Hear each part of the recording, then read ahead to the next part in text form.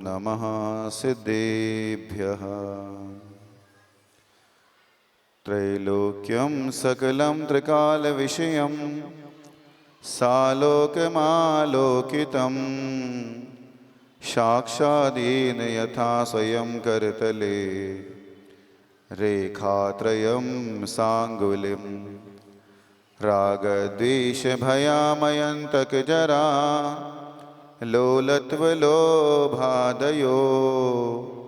नालं यद्पदलङ्घनाय समः देवो मया वंदिते देवो मया वंदिते। श्री पंच परमेष्ठी भगवान की, जोर से बोलो अच्छे, मूल नायक 1008 आदिनाथ भगवान की, संत श्रोमणी आचार्य भगवान गुरुदेव श्री विद्यासागर जी मुनिराज की, आचार्य भगवान श्री समय सागर जी महाराज की, परम पूज्य निर्यापक श्रमण श्री संभव सागर जी महाराज की, समस्त मुनि संघ की, सिद्ध चक्र महामंडल विधान की। हम सब ने पिछले भवों में कोई ऐसा सातिशय पुण्य का संचय किया होगा कि आज हम सब लोग मिलकर के यहाँ एक साथ सिद्धों की आराधना करने का सौभाग्य प्राप्त कर रहे हैं। सबको ये सौभाग्य प्राप्त नहीं होता, प्रभु की आराधना सबको नहीं मिलती। मंदिर तक आने के लिए पुण्य चाहिए, बाजार जाने के लिए तो हमारे पैर खुले हुए हैं, बाजार से शॉपिंग करने के लिए हमारे हाथ खुले हुए हैं, पैसा बहुत है, पर उस द्रव्य को भगवान के जिनालय में, प्रभु की भक्ति में, गुरुओं की आराधना में अगर हम लगा देते हैं तो हमारा जीवन सार्थक हो जाया करता। सौभाग्य है हम सबका कि हम एक दो सिद्धों की बात नहीं कर रहे, हम सिद्ध चक्र की आराधना कर रहे हैं। 3 प्रकार के चक्र होते हैं, एक होता है संसार चक्र, एक होता है धर्म चक्र और एक होता है सिद्ध चक्र। संसार चक्र में तो हम सब लोग फंसे हुए हैं 3, 13, 9, 18 की दुनिया में, पर संसार चक्र को छोड़ करके जो धर्म चक्र के माध्यम से एक दिन हम सब लोग उस सिद्ध चक्र में प्रवेश करने का प्रयास कर रहे हैं। यहाँ हम एक दो सिद्धों की बात नहीं कर, सिद्धों का समूह, सिद्ध चक्र का अर्थ होता है सिद्धों का समूह। आज तक जितने जीव भी यहाँ से मुक्ति को प्राप्त कर चुके हैं, कितने प्राप्त कर चुके, तो अनंत अनंत, इसकी कोई गिनती नहीं है, कोई गणना नहीं है। अनादि काल से सिद्ध होते आ रहे हैं, जीव सिद्ध होते आ रहे हैं, जीव मुक्त होते जा रहे हैं, और हम वहीं के वही हैं। ऐसा नहीं कि हमने भगवान की आराधना नहीं की, ऐसा नहीं कि हमने भगवान की पूजा नहीं करी, ऐसा नहीं कि हमने गुरुओं को आहार नहीं दिया, ऐसा नहीं कि हम चतुर्थ काल में नहीं थे। पर आचार्य कुमुद चंद्र स्वामी कल्याण मंदिर स्तोत्र की 38वें नंबर की श्लोक की 4थी पंक्ति में कहते हैं, यस्मात् क्रिया प्रतिफलंति न भाव शून्य। भगवान आपकी भक्ति भी करी, पूजन भी करी, स्तुति भी की, गुणानुवाद भी किया, सिद्ध चक्र विधान आज से पहले कभी किया नहीं आप लोगों ने? बोलो तो, किया है ना? कई बार किया है। और हो सकता है इस पर्याय में नहीं, पिछली पर्याय में भी आपने सिद्ध चक्र की आराधना की हो, लेकिन बात क्या है, वह मैना सुंदरी तो पार हो गई, श्रीपाल तो पार हो गया, लेकिन हम आज भी डगमग डगमग गोते खा रहे हैं। यस्मात् क्रिया प्रतिफलंति न भाव शून्य। सब कुछ तो किया है भगवान, लेकिन भाव के साथ नहीं किया। पूजा भी करी तो घड़ी देख के करी, बोलो ना जल्दी। पूजा करी तो अरे भैया 1 घंटे का समय, उस 1 घंटे में तत्वार सूत्र भी पढ़ना है, पूजन भी करना है, भक्तांबर भी करना है, कल्याण मंत्र भी पढ़ना है, सहस्त्र नाम भी पढ़ना है, और महाराज के प्रवचन भी सुनना है। सुनना कि नहीं सुनना? बोलो। सब कुछ करना है। भाव किस में लगा? ना तत्वार सूत्र अच्छे से समझ पाए, ना भक्तांबर का पाठ कर पाए, ना महाराज के प्रवचन सुन पाए, ना कल्याण मंदिर, कुछ नहीं। सिर्फ संख्या बढ़ रही है। हम 10 पाठ करते हैं एक दिन में, कितने पाठ करते हैं? 10 पाठ करते हैं। नहीं, संख्या नहीं बढ़ानी। एक पूजा करना है, एक अर्घ चढ़ाना है, एक पाठ पढ़ना है। अरे उस मैना सुंदरी ने ज्यादा बार पाठ नहीं किया, उसने प्रभु की एक बार आराधना की और ऐसी आराधना की कि उसके सारे के सारे संकट दूर हो गए। हमारे संकट दूर नहीं हो रहे, बस बात इतनी है। हम सब लोग नमोकार मंत्र पढ़ते कि नहीं पढ़ते? सुबह से उठ करके क्या गिनते हो? नमोकार गिनते कितनी माला, भैया जी 25 माला का नियम है। कितनी माला का, मैं ना सुन रही, कितनी माला का नियम है? 10 माला का। 25 माला का नियम है, किसी का 10 माला का नियम है। हमको मोतियों की संख्या नहीं गिनना, हमने कितनी माला कर ली, भले एक करो। मैं ये नहीं कह रहा कि आप कल से 10 माला 25 माला करते वो कर से बंद कर देना, नहीं। मैं ये कह रहा हूं जितनी माला करो, जितनी पूजन करो, उस पूजन के अर्थ को समझ करके करो। आप विनय पाठ में पढ़ते ना, तुमको पूजे सुरपति अहपति नरपति देव, धन्य भाग मेरो भयो। कभी पंक्तियों को अर्थ समझा? विनय पाठ हम पढ़ लेते, पढ़ते कि नहीं पढ़ते? सुबह सबसे पहले क्या पढ़ते? विनय पाठ। और विनय पाठ में अब देखो हमारे श्रीपाल जी को अपने काम से फुर्सत नहीं, लगे हुए अभी भी। सब्जी आई कि नहीं आई, दूध आया कि नहीं आया। श्रीपाल जी बैठ जाओ थोड़ी देर के लिए, मोबाइल को बंद कर दो। जिस चीज में हमको समय होता, यही है संसार में, यही समस्या है। जिस चीज में हमको समय देना चाहिए उस चीज में हम समय नहीं दे पाते, और बाकी के काम में हमारा सारा समय निकल जाता है। 3 घंटे की पिक्चर देखने के लिए आए थे, पता चला पिक्चर हॉल में भी बातचीत करी, पिक्चर क्या हुई पता नहीं। 8 दिन मिले आपको, आज का दिन तो गया, अब 8 दिन बचे। हमारा जीवन 7 दिनों का जीवन है। हम सबका जीवन कितना बड़ा है? 7 दिन का है। रवि सोम मंगल, स्वधर्म जी, रवि सोम मंगल बुध गुरु शुक्र शनि, इसमें ही हमारा सारा, इसी में हमको जन्म लेना है, इसी में हमारा व्याय होना है, इसी में हमारा बुढ़ापा आएगा, इसी में हमको आहार देना है, इसी में हमें भगवान की पूजन करना है, और इन 7 दिनों में ही हमको एक दिन निर्वाण को प्राप्त करना है। मैं कुछ विषय और कुछ कह रहा था, पर आप इनको देख करके विषय से दूसरा विषय चला। श्रीपाल मैना सुंदरी ने भगवान की आराधना करी। कौन सी अष्टानिका में करी आपको पता है? 3 अष्टानिका आते हैं साल में, कार्तिक की, फाल्गुन की और आषाढ़। कौन सी अष्टानिका में करी है? अभी आप लोगों को पता नहीं, कितने सारे विधान कर लिए हैं, पर हमको ये नहीं पता अभी कि श्रीपाल मैना सुंदरी ने कौन सी अष्टानिका में सिद्ध चक्र विधान किया था। सबके अलग अलग उत्तर आ रहे हैं। तीनों में किया था ऐसा किसी का कहना है। कोई बोल रहा है आषाढ़ में किया, कोई कह रहा फाल्गुन में किया। सुनो, अब सुनो, सुन लो अच्छे से। कई प्रकार की भ्रांतियां हैं सिद्ध चक्र विधान के संबंध में। सबसे पहली बात ध्यान से सुन लेना, कान खोल करके। श्रीपाल और मैना सुंदरी ने जो विधान किया था वो कार्तिक माह की अष्टानिका में किया था। शास्त्र में पढ़ लेना, मैंने अभी तुम लोगों के चक्कर में एक बार और शास्त्र अलग से खोला, अभी 8-15 दिन पहले, देखूं और क्या क्या विशेषता। कौन सी अष्टानिका में किया? कार्तिक की अष्टानिका में किया। यद्यपि उसने सिद्ध चक्र मंडल विधान किया कि नहीं किया ये नहीं पता, सुनो ध्यान से। उसने सिद्धों की आराधना की।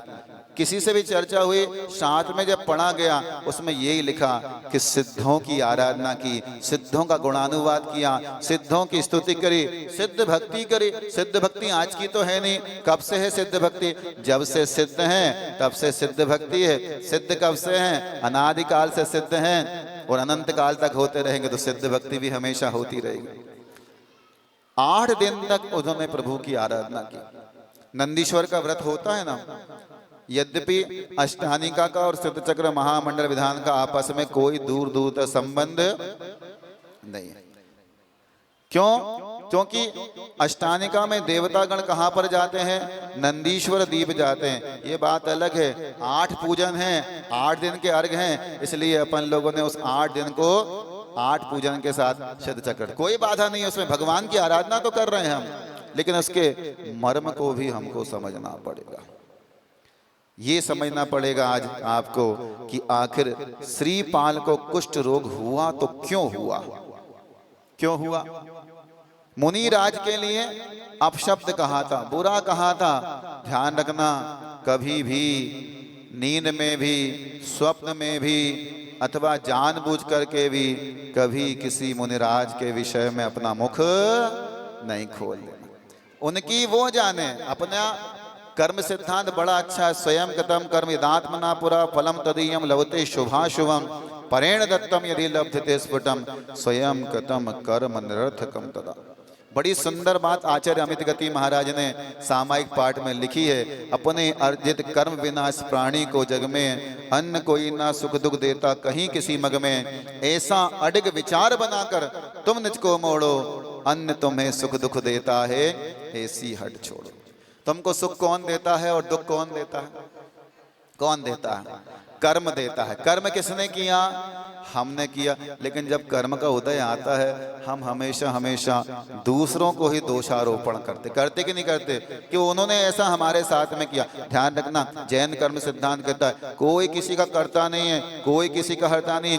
जो कुछ होता है अपने किए हुए कर्म का ही फल मिलता है। आज अगर आपके चेहरे पर मुस्कान है, आपके चेहरे पर प्रसन्नता है, आप सुखी हैं, स्वस्थ हैं, तो ये मान लीजिएगा कि आपने पिछले जन्म में कोई अच्छा कर्म किया था। और आपके जीवन में दुख है, समस्या है, पीड़ा है, टेंशन है, शरीर अस्वस्थ बना हुआ है, सारे के सारे डॉक्टरों को दिखाने के बाद, सारे के सारे टेस्ट सही होने के बाद, रिपोर्ट बिल्कुल सही है, रिपोर्ट में कुछ भी नहीं आ रहा, एक्सरे में कुछ नहीं आ रहा, उसके बाद भी हम दुखी है, तो मान लीजिएगा कि हमने कहीं ना कहीं पिछले जन्म में कुछ पाप किया कि नहीं किया।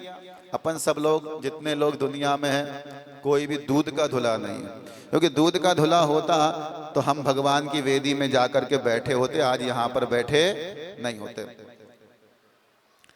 पूछना आदिनाथ भगवान से, जिनालय के मूल नायक भगवान आदिनाथ स्वामी ने पूछना अपने आदिनाथ भगवान से, स्वामी आप तो तीर्थंकर, प्रथम तीर्थंकर हुए स्वंडा और सर्पणी काल के, युग के आदि में हुए असीम अशी वाणी शिल्प विद्या का आपने उपदेश दिया, और सारे के सारे आप इस युग के आदि ब्रह्मा कहलाए, सृष्टि के निर्माता कहलाए एक प्रकार से। लेकिन जब आदिनाथ भगवान ध्यान में बैठे थे, दीक्षा ले ली, 6 महीने के उपवास के साथ में ध्यान में बैठ गए, और जब भगवान उठे, काहे के लिए उठे? आहार के लिए उठे। आहार की व्यवस्था करना पड़ती है। अगर विधान हो, पूजन हो, पंच कल्याणक हो और भोजन की व्यवस्था नहीं की जाए तो कार्यक्रम फेल है कि नहीं? बोलो ना। और होता है, स्वाभाविक है, ये तो दैनिक क्रिया है आहार पानी की। उसी प्रकार से प्रभु अपनी मुद्रा लेकर के निकल पड़े। कहाँ निकल पड़े? भगवान की दीक्षा हुई अयोध्या में, अयोध्या के वन में, और भगवान निकले काहे के लिए? आहार चर्या के लिए। लेकिन कोई भी वह जान नहीं रहा कि प्रभु क्या चाहते। वो जो चाहते हैं वो आप देते नहीं हैं, और जो आप देते हैं वो चाहते नहीं हैं। रोज निकलते थे, कोई कुछ कह रहा है, कोई कुछ कह रहा है, पर प्रभु को वो पसंद नहीं है। सोचो, 7 महीने 8 दिन और लग गए। 6 महीने का भगवान ने उपवास लिया, 7 महीने 8 दिन, कुल मिलाकर के 13 महीने 8 दिन तक उन्हें प्रभु को आहार नहीं मिला। क्यों नहीं मिला? ते कर्म पूरव किए खोटे। पूरव नहीं, उन्होंने तो उसी भाव का कर्म था। क्या कर दो? मूसिका बांध दो। मूसिका समझते? मास्क अच्छे से समझते होंगे सब लोग। कोरोना काल में मास्क से तो अच्छा संबंध हुआ। मूसिका बांध दिया, अंतराय बांध दिया, और कहता है, कर्म कहता है, भले ही तीर्थंकर हो गए तो घर के हो गए अपने, मैं तो संसार में सबसे ईमानदार कोई व्यक्ति तो उसका नाम क्या है? कर्म है। वो अमीर गरीब को नहीं देता। अग्नि में यदि छोटा बच्चा भी हाथ डालेगा उसको भी जलाएगी, कोई बूढ़ा डालेगा उसको जलाएगी। कर्म किसी को छोड़ता नहीं है। कोई लाख करे चतुराई, कर्म का लेख मिटे नारे। अब सोचिए, उन तीर्थंकर भगवान को किस बात की कमी थी? जब भगवान गर्भ में आए थे, गर्भ में आने से भी 6 महीने पहले क्या हुआ था? रत्नों की वर्षा हुई थी। कितने रत्न? 1-2 रत्न। जैसे आप लोग थर्माकोल के लिए आते हो ऐसे कचरा करने। क्यों सौधर्म जी? कुबेर जी कहाँ गए? रत्न ले आए? अच्छा, कहाँ से? स्वर्ग से? दुकान से कि स्वर्ग से? जयपुर से। अच्छा, बहुत अच्छा, बहुत अच्छा। अब सुनो, जिन भगवान के गर्भ में आने से भी 6 महीने पहले रत्नों की वृष्टि हुई। मैं आपको इसलिए बता रहा हूं कर्म सिद्धांत की बात, ये सब आपको पता है। मैं आपका ध्यान कर्म सिद्धांत की ओर जोड़ रहा हूं कि जिन प्रभु के गर्भ में आने से भी 6 महीने पहले रत्नों की वृष्टि हुई, और दिन में 1 बार नहीं, 2 बार नहीं, 3 बार नहीं, कितनी बार? 4 बार रत्न बरसते थे, और एक बार में 3.5 करोड़ रत्न बरसते थे, एक दिन में 14 करोड़ रत्न बरसते थे। ऐसे 14 करोड़ रत्न कितने दिनों तक? 15 माह तक, 450 दिन तक प्रतिदिन बरसते थे। वो भगवान भी आज सोच रहे हैं कि हमारी अंजलि पर कोई एक आहार रख दे। सोचो, कर्म सिद्धांत। तीर्थंकर जिनका सौधर्मेंद्र जिनके सामने हाथ जोड़ करके किंकर के समान खड़ा है, अष्ट देवियों ने जिनकी सेवा करी है, 56 कुमारियों ने जिनकी सेवा करी है, और तो और जिनका साक्षात सौधर्मेंद्र ने सुमेरु पर्वत पर 1008 छोटे छोटे कलशों से, है ना, छोटे थे कि बड़े थे? कितने बड़े थे? हाथ फैला के बताओगे। कितने बड़े थे? कितने बड़े थे? वसु योजन गहराई। वसु योजन मतलब 8 योजन, 112 अट्ठे 96 किलोमीटर का क्या था? यहां से गंज बासोदा पहुंच जाओगे, सुन रहे हो? वो भी 94 किलोमीटर है, वो 96 हम बोल रहे हैं। इतना लंबा तो वह कलश गहराई को लिए हुए, और चौड़ाई कितनी इसकी है? 4 योजन चौड़ाई, 12 चौके 48 किलोमीटर, लगभग विदिशा से पहले सांची तक पहुंच जाओगे, इतना तो वो चौड़ा है। और 1 योजन का जिसका मुख है 12 किलोमीटर, सूखी समनिया के आगे पहुंच जाओगे। ऐसे 1 नहीं, 2 नहीं, कितने? 1008 कलश। किसके ऊपर? वो जो अभी ताजे ताजे भगवान आए, सुन रहे हो? ताजे ताजे, जो अभी बिल्कुल सद्या उत्पन्न, जो अभी 24 घंटे भी जिनको नहीं हुए, ऐसे भगवान पर वह 1008 कलशों से अभिषेक कर रहा है।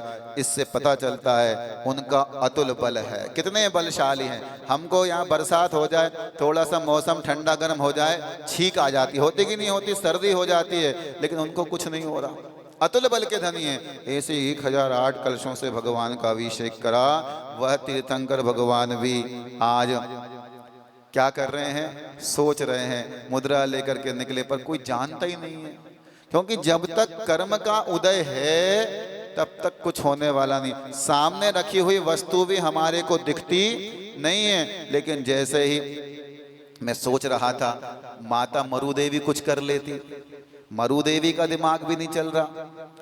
नाभिराय कुछ कर लेते, उनका दिमाग भी नहीं चल रहा। भरत चक्रवर्ती जो रसोई, भरत चक्रवर्ती के रसोई घर में 360 रसोई होते हैं। कितने? 360।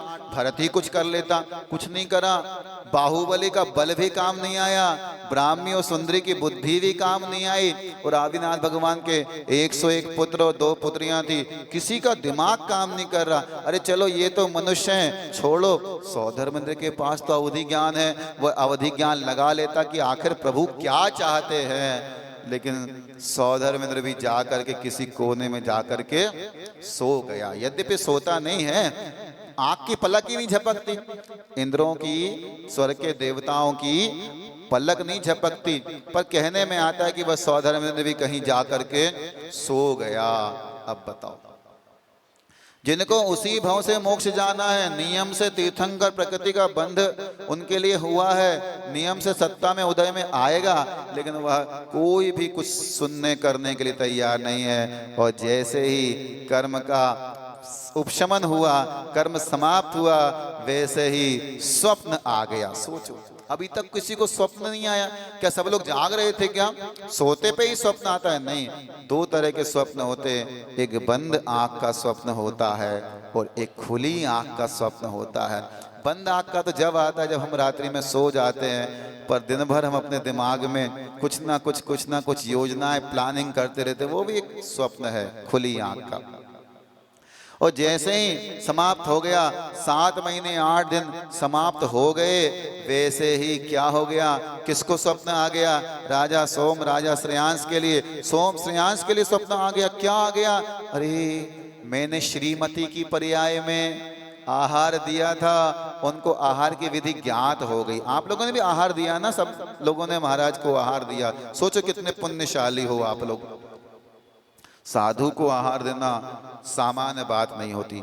आपके उस 1 घंटे के आहार के पेट्रोल के रूप में उनकी 24 घंटे की चर्या सानंद संपन्न हो जाया करती है।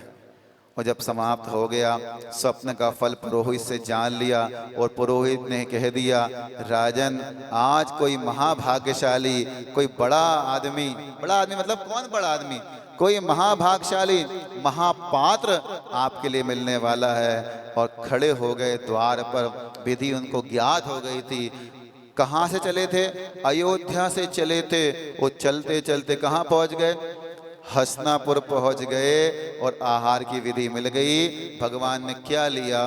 कुछ नहीं लिया, मात्र 3 अंजुलि इक्षु रस का किया पारणा आकातीज। और जैसे ही वह इक्षु रस के 3 अंजुलि ली, और जो देवता स्वर्ग में जाकर के सो गए थे उनकी नींद खुल गई, रत्न वृष्टि करने के लिए आ गए और पंचाश्चर्य हो गया। कभी भी ध्यान रखो, भगवान के गर्भ कल्याणक में पंचाश्चर्य नहीं होता, ना भगवान के जन्म कल्याणक में पंचाश्चर्य होता है, ना भगवान जब दीक्षा लेते हैं उस समय पंचाश्चर्य होता है, ना केवल ज्ञान के समय पंचाश्चर्य होता है, ना भगवान मोक्ष जाते उस समय पंचाश्चर्य। एकमात्र कारण है जब भगवान का आहार हो जाता है उस समय ही पंचाश्चर्य हुआ करते हैं। ये मैंने आपसे कर्म सिद्धांत की बात, हम लोग तो छोटी छोटी बातों में लोगों को दोष दे देते हैं, इसने हमारे साथ ऐसा किया। पति कहता है अगर मैं कमाने नहीं जाऊं तो तुम भूखी मर जाओ। सौधर्म जी ऐसे ही है ना, अगर मैं कमाने न जाऊं तो तुम भूखे मर जाओ। और पत्नी कहती है अगर मैं रोटी ना बनाऊं तो तुम भूखे मर जाओ। अब मैं आपसे पूछना चाहता हूं सत्य क्या है? कौन सही है, कौन सही है? दोनों सही नहीं है, दोनों गलत है। दोनों अपनी अपनी मिथ्या धारणा में जी रहे हैं। ध्यान रखो, अगर तुम्हारा पुण्य होगा तो वो बना के देगी। ध्यान रखना, घर में घरवाली होगी, अगर पुण्य होगा तो ही बना के देगी, नहीं तो उल्टा तुमको ही बना के देना पड़ेगा। समझ में आ रहा? और पत्नी का पुण्य होगा तो वह पति पैसा कमा करके तुम्हारे लिए देगा, दोनों का तालमेल होगा। इस मिथ्या धारणा में बिल्कुल मत जियो। क्षमा सागर जी महाराज ने एक बड़ी सुंदर बात कही थी, वो बात ध्यान में आ गई। महाराज ने कहा था जिस पत्नी के लिए ये कहा, आज तक सुना था आप लोग कहते थे कि मैं तुम्हारे बिना एक पल भी नहीं रह सकता, जब लड़ाई हो जाती है तब क्या कहते हो, अब मैं तुम्हारे साथ एक पल भी। यही तो संसार है और क्या है। समझ में आ रहा? सब स्वार्थ का है। जब तक हाँ में हाँ मिलाई जा रही है ना मंजू जी, जब तक ऋषभ की तुम हाँ में हाँ मिला रही हो तब तक, क्यों श्रीपाल जी, ये संसार ऐसा ही है। जब तक हमारा स्वार्थ सधता है तब तक तो सब अच्छा है। भैया जी अगर आपकी अच्छी अच्छी तारीफ करते रहे तो भैया जी बहुत अच्छे, और किसी को जोर से एक बार डांट दिया अथवा भगा दिया, अरे उसी दिन से भैया जी की बुराई करना प्रारंभ होता कि नहीं होता? ये सब संसार है। तो मैं आपसे जो बात कह रहा था कर्म सिद्धांत की, जब कर्मों ने भगवान आदिनाथ स्वामी को नहीं छोड़ा तो तुम किस खेत की क्या मूली नहीं, मामूली भी नहीं हो। मूली तो अभक्ष होती, ध्यान रखो।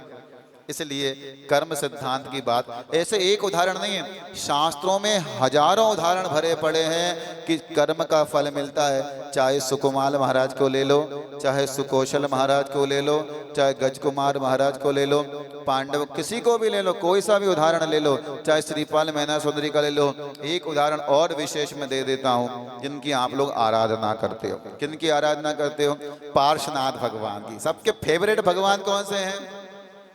बोलो ना। वैसे हो सकता है किसी के और दूसरे भी हों, कोई मुनि सुब्रतनाथ वाले भी होंगे, कोई शांतिनाथ, है ना, ये हाथ ऊपर कर रही देखो सचिन रानी, कोई मुनि सुब्रतनाथ वाले होंगे, कोई मैं सोच रहा था भगवान का भी पुण्य अलग अलग प्रकार का होता है क्या? कोई अभिनंदन नाथ का भक्त नहीं मिला, कोई सुमतिनाथ का भक्त नहीं मिला, कोई सुपारसनाथ का नहीं मिला, पुष्पदंत का नहीं मिला, श्रेयांस विमल अनंत का धर्म का भक्त नहीं मिला। भगवान भी कोई बड़े बाबा तो आदिनाथ हो गए, और ज्यादा है, किसी को मंगल की समस्या है तो वासु पूज्य हो गए, किसी के घर में किलकिल है, अशांति है, सो शांतिनाथ हो गए, और किसी को शनि सता रहा है तो उसने मुनीश्वरनाथ का बना लिया। और चलो आगे, मतलब भगवान के साथ भी, मतलब भगवान का भी पुण्य ऊपर नीचे, बाकी तीर्थंकरों का पुण्य कमजोर नहीं, ध्यान रखो, उनके साथ आप तुलना कर ही नहीं सकते, क्योंकि उनमें समान गुण है। 8 कर्म को आज अपन ने 8 अर्घ चढ़ाए थे ना, सुबह तो हम बता नहीं पाए, 8 कर्म का प्रत्येक भगवान ने नाश किया है, और 8 कर्म का नाश करने से उनके 8 गुण क्या हो गए हैं, यद्यपि उनमें अनंत गुण है। कितने गुण हैं? अनंत। आप लोग बोलते ना कहवत के 46 गुण गंभीर, कहने के हैं 63 अथवा 46 जो भी हैं, उनमें अनंत गुण हैं। हम एक एक गुण का भी गुणानुवाद नहीं कर सकते। तो भगवान ने जैसे ही सबसे पहले 8 कर्मों में से कौन सा कर्म नाश किया, कौन सा कर्म नाश किया, जल्दी बताओ। 8 कर्म में से प्रश्नमंची हो रहा है, ये मान लो धर्मोपदेश नहीं हो जा ना। सबसे पहले 8 कर्म में बोलो, स्वाध्यायशील एक भी नहीं बोल पा रहा। चौक वाले इतने स्वाध्यायशील हैं। 8 कर्म में सबसे पहले कर्म कौन सा नाश किया? मोहनी कर्म। आप लोग तत्वार सूत्र के 10वें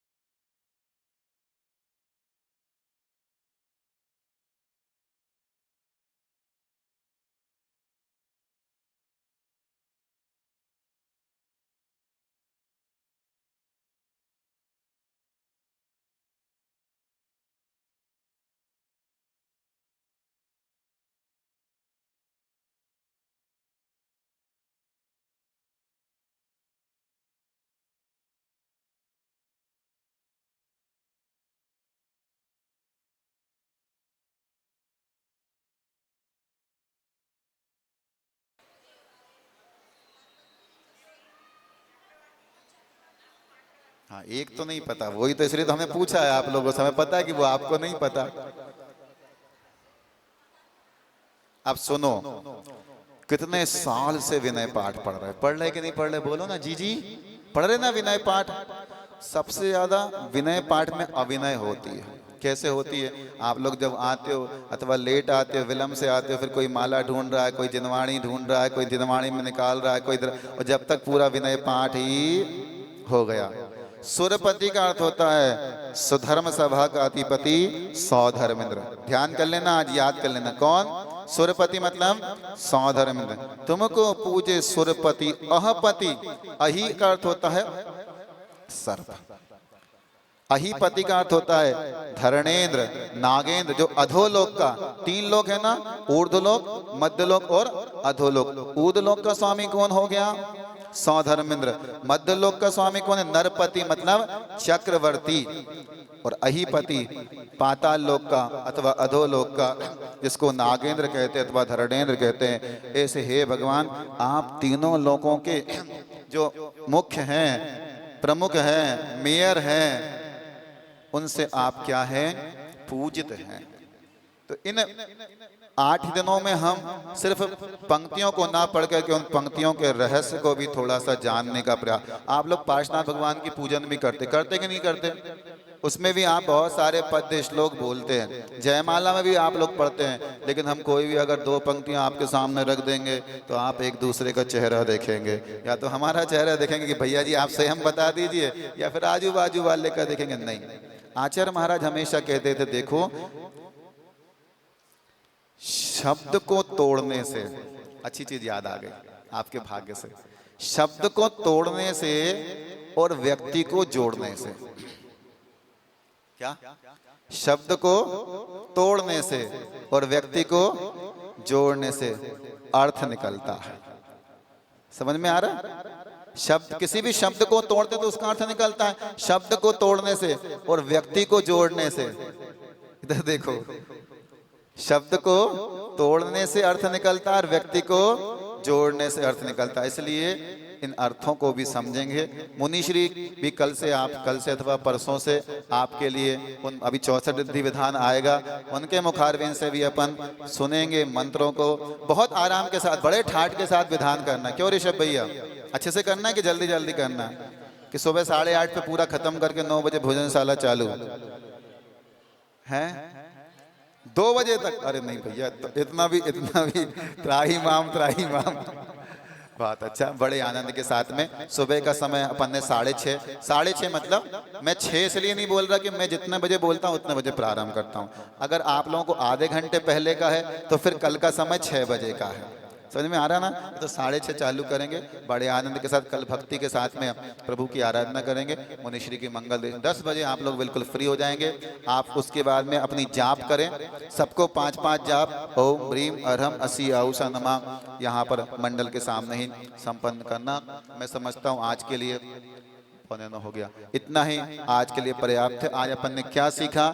इतना सा सीखा कि सबको अपने अपने कर्मों का फल मिलता है। कोई किसी को संसार में दुखी नहीं कर सकता। निमित्त हो वो विषय अलग है, कोई किसी को सुखी नहीं कर सकता।